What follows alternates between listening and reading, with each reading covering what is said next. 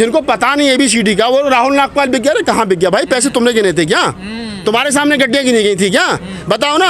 बसपा के लिए, बसपा की सरकार बनाने के लिए 2022 के चुनाव में 60 बहुजन समाज के यूट्यूबर लगे, बहुजन मीडिया पूरा लगा। अगर किसी बहुजन समाज पार्टी के जिलाध्यक्ष ने चाय तक भी पिलाई हो, अपनी जेब से 50-50, 60-60 हज़ार रुपये खर्च करके आया, हर पत्रकार बीमार हो गए। सिर्फ सपना एक था कि भांजी की सरकार बने, बसपा की सरकार बने, और उसके बाद में किसी बसपा के जिलाध्यक्ष ने चाय तक नहीं पिलवाई। और ये लोग हमसे कह रहे हैं कि हम लोग बिक गए। ये बताएंगे हम लोग बिके या नहीं बिके?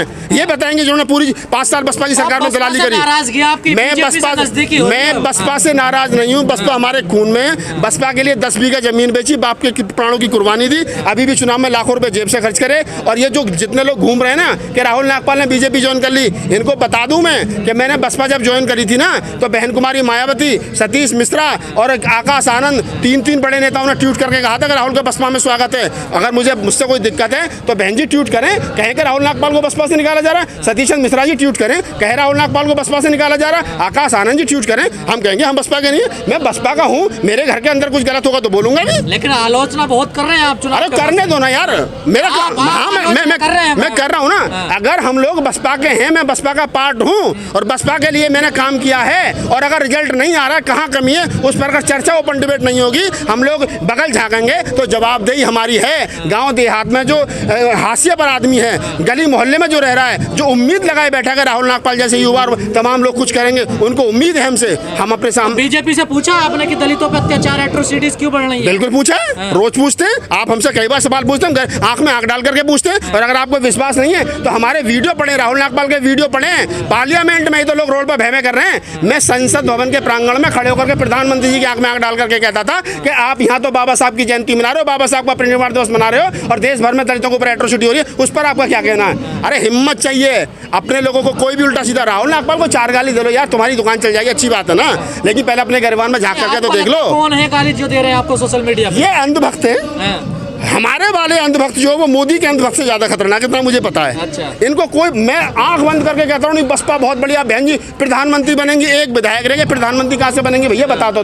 काम तो करना पड़ेगा ना। कमियां, अरे MP जिसकी वजह से बनी थी वो भी सबको पता है। अगर यही हालात रहे ना, ज्यादा सुधार नहीं किया अपने आप में और ऐसे ही बैठे रहे, अभी भी हम लखीमपुर खीरी में 2 दलित बच्चों का बलात्कार हुआ, हत्या कर दी गई, 5 मुसलमान थे, 1 दलित था। बताओ कौन सा बहुजन समाज पार्टी का बड़ा नेता मिलने के लिए परिवार से? बताओ क्या बहन जी वहाँ पर गई? क्या आकाश आनंद वहाँ पे गए? अरे अखिलेश गया भाड़ में। अखिलेश हमारा नेता है क्या? अखिलेश हमारा नेता? अरे भाड़ में गए मनोज तिवारी बात ही नहीं करे। मनोज तिवारी को नाम वोट देते, नाम फंड देते, नाम चंदा देते, ना हमारा कोई लेना ना हमारा को देना। हम क्यों बात करें? जो इस पार्टी को हमने बनाया, जिस पार्टी को हमारे पुरखों ने कुर्बानी दी, जिस पार्टी के लिए हमने घर मकान दुकान बेचे, जिस पार्टी की वजह से हमारी बहन बेटियों के बलात्कार हुए, जिस पार्टियों के लिए हमारे पुरखों ने डंडे खाए, उस पार्टी से सवाल खड़ा करेंगे और पूछेंगे आंख में आंख डाल करके कि जब समाज का शोषण हो रहा था, आप और आपके भतीजे, आपके भैया, आपकी भाभी और तमाम बड़े नेता घरों में थे और हमारे समाज के बहन बेटों का रोज बलात्कार हो रहा था, कहाँ थे? जवाब देना। आज जब आपकी आलोचना हो रही तो आप गुस्से में क्यों हो गए? गुस्से में कहाँ है हम? ये गुस्से में हूँ क्या? मैं अपनी बात रख रहा हूँ और कह रहा हूँ कि यार आप गलत रास्ते पे जा रहे हो। सब कुछ तुम्हारे सामने बर्बाद हो रहा है, आपके सामने बसपा बर्बाद हो रही है, मूवमेंट बर्बाद हो रहा है। हम लोग सुधार करने को तैयार नहीं है और आने वाले समय में 10 साल के बाद हम जगह राहुल नागपाल जब बसपा 207 से 1 रह गई थी, तब तुम क्या कर रहे थे? तो मैं कम से कम ये तो कह सकता हूँ, बोल रहा था। लगता कि आप 6 महीने में पार्टी चेंज कर देते। कहाँ कर दी भैया? मैंने बसपा के अलावा कोई दूसरी पार्टी ज्वाइन करी हो तो मुझे बता दो। पार्टी के मंच पे भी नजर आए? आम आदमी पार्टी के मंच पे गए थे। हाँ बिल्कुल गए थे। बहन जी को पता है, गए थे। राजेंद्रपाल गौतम जी हमारे कैबिनेट मंत्री है दिल्ली सरकार में, हमें पता था। हमने यहाँ कहा था, जो दिल्ली में बसपा के बड़े नेता थे, हमने उनसे कहा था कि भाई अपने आप में सुधार कर लो तो कुछ बच जाएगा, लेकिन नहीं माने साहब। वोट सबको चाहिए यहाँ शेड्यूल कास्ट का मुसलमानों के आप जो है उसमें कह रहे हमारे लोग अंधभक्त होते जा रहे हैं, आप तो कह रहे जागरूक हो रहे हैं, मिशन को पढ़ने, विचारधारा को पढ़ने। मैं कह रहा हूँ कि ये जो कुछ अनपढ़ और कुपढ़ों की जो टीम है ना, ये एक तो आधे से ज्यादा लोग तो ऐसे जिन्होंने गलत पढ़ रखा है और आधे से ज्यादा ऐसे लोग हैं जो पढ़े लिखे ही नहीं है। तो अनपढ़ और कुपढ़ों की टीम इकट्ठी हो गई है। इनसे पूछ लिया जाए कि बाबा साहब की 4 कोटेशन बता दे, नहीं पता। फूले का आंदोलन क्या, नहीं पता। इनको पता कि राहुल नागपाल बहन जी से मिले, अब बढ़िया जी ठीक है। राहुल नागपाल उसके मनोज तिवारी के साथ बैठ गए, ये तो खतरनाक हो गए। अरे भाई राहुल नागपाल अगर मनोज तिवारी के साथ बैठने से आपको क्या नाम मिशन को खतरा हो गया, तो बहन जी ने तो आधा दर्जन बीजेपी के नेताओं से राखी बांध रखी है। तो आप बीजेपी में शामिल नहीं हुए अभी? भाई मैं क्यों शामिल होऊंगा? मैं विचारिक आदमी हूँ, मैं फूले अम्बेडकरी विचार का आदमी हूँ, मेरा बीजेपी से क्या लेना देना है? रहा सवाल हाँ कि अगर कल को बाबा साहब डॉक्टर अम्बेडकर पर हमारे बहुजन पुरखों पर ओपन डिबेट होगी और उसमें मोहन भागवत जी भी होंगे और मैं भी मुख्य अतिथि हूँ, तो मैं जाऊँगा। एक बार नहीं 100 बार जाऊँगा। अभी तो मनोज तिवारी थे। मैं कह रहा हूँ कि कल को प्रधानमंत्री जी ये कहें कि हमारे बहुजन समाज के नेताओं के साथ में बीजेपी के नेता बैठ करके संवाद करेंगे खुले मंच पे, तो हम लोग जाएंगे अपनी बात कहने के लिए। जो लोग ये आरोप लगा रहे हैं कि राहुल नागपाल बीजेपी में शामिल हो गया है, वो बताएं भी कि मतलब कोई मैंने पर्ची कटवाई है, मैं बीजेपी के मंच पे गया था, कहाँ तो साझा कर रहे हो ना बीजेपी का? मैं वही तो कह रहा हूँ गजेंद्र जी, जो लोग मेरे ऊपर ये आरोप लगा रहे हैं कि राहुल नागपाल ने बीजेपी ज्वाइन कर लिया है, वो एक प्रूफ दिखा दें, वो एक प्रूफ दिखा दें जिससे ये तय हो जाए कि मैं बीजेपी के मंच पे गया हूँ, जिस मंच में मैं बैठा हूँ उस पर बीजेपी का झंडा हो, उस पर बीजेपी का बैनर हो, उस पर बीजेपी की बात हो रही हो, उस पर आरएसएस की बात हो रही हो। अगर उस पर झंडा हो, डंडा हो, बैनर हो बीजेपी का या बीजेपी की बात हो रही तो मैं मान भी लूंगा। बीजेपी के फेमस नेता तो मौजूद थे वहाँ पर, तो बीजेपी के फेमस नेता माननीय मनोज तिवारी जी वहाँ मौजूद थे। और जिन लोगों को जानकारी नहीं है मैं उन्हें बता दूं कि उससे एक दिन पहले उपराष्ट्रपति माननीय रामनाथ कोविंद साहब ने बाबा साहब डॉक्टर अम्बेडकर पे किताब का विमोचन किया था। उस प्रोग्राम में मैं आमंत्रित था, मैं पहुंच नहीं पाया किसी कारण से।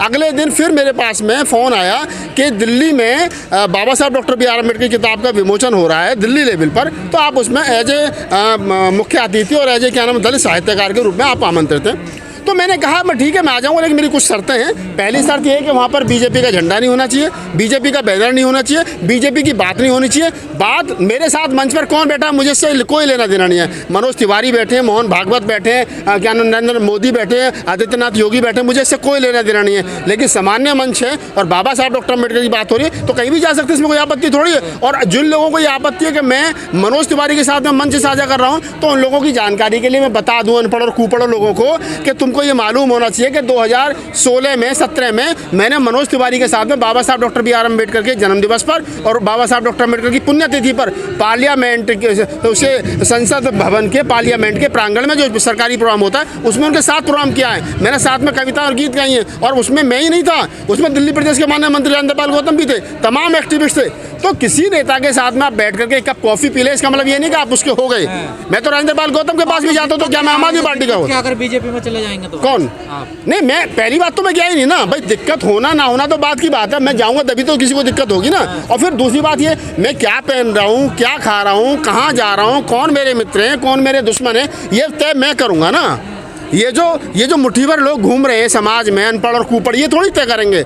बहन कुमारी मायावती जी क्या नाम है, मुरली मनोहर जोशी को राखी बांधने, कल्याण सिंह जी को राखी बांधने, बीजेपी के आधा दर्जन नेताओं को राखी बांधने और कहते हैं उनके साथ मिलकर के सरकार बना लें और राखी बांध के कहेंगे तुम तो मेरे भैया हो। तो किसी को नेताओं पे तो आप तंज कसते हैं और बीजेपी नेताओं के साथ मंच शेयर करते हैं। मैं गजेंद्र जी मैं वही कह रहा हूँ आपको कि आदरणीय बहन जी, परम सिद्ध बहन जी, हमारी बहुजन समाज की सबसे बड़ी नेता बहन कुमारी मायावती जी अगर क्या नाम मुरली मनोहर जोशी के, कल्याण सिंह के और बहुजन समाज पार्टी के बड़े आधा दर्जन नेताओं को राखी बांध करके कहें कि तुम मेरे भैया और उनके साथ मिलकर के 3-3 बार सरकार बना लें, तो किसी के पेट में दर्द नहीं होता। लेकिन राहुल नागपाल अगर मनोज तिवारी के बराबर में बैठ करके बाबा साहब डॉक्टर अम्बेडकर की किताब का विमोचन कर दे और उसमें बाबा साहब डॉक्टर अम्बेडकर का समता मूलक समाज का क्या सपना था उस पर बोल दे, उस पर बात रख दे, तो लोगों के पेट में दर्द हो जाता है। यार ये अजीब सिस्टम है इस देश के अंदर। सारा अपना कुत्ता कुत्ता, तुम्हारा कुत्ता टॉम, ये कब तक चलेगा भाई?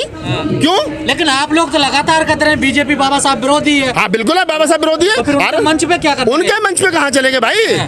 कहाँ है उनका मंच, बताओ मुझे। जिस मंच पर मैं बैठा था क्या वो मंच आरएसएस बीजेपी का था? पहले ये तय किया जाए। क्या वहाँ आरएसएस का झंडा था, बीजेपी का झंडा था, प्रधानमंत्री मोदी की फोटो, किसी की फोटो थी? तो नहीं थी। बता दीजिए किसका मंच था? मैं कह रहा हूँ कि वो मंच बाबा साहब डॉक्टर बी आर अम्बेडकर पर जो किताब लिखित है प्रभात प्रकाशन की, उसका विमोचन था। उसके विमोचन में एज ए दलित साहित्यकार मैं भी इन्वाइट था और मनोज तिवारी, क्योंकि वो एक सांसद होने से पहले, बीजेपी के नेता होने से पहले एक वो अच्छे कलाकार हैं, एक हीरो हैं, भोजपुरी फिल्मों के सुपरस्टार हैं, वो भी आमंत्रित थे। और हम लोग जब वो राजनीति में नहीं थे, जब वो समाजवादी पार्टी में थे, हम लोग तब के मित्र हैं। तब मैं मुंबई में था, तब हम एक दूसरे को जानते हैं। तो कौन क्या किसके साथ में क्या रिश्ता है, ये लोग हम पागल है क्या?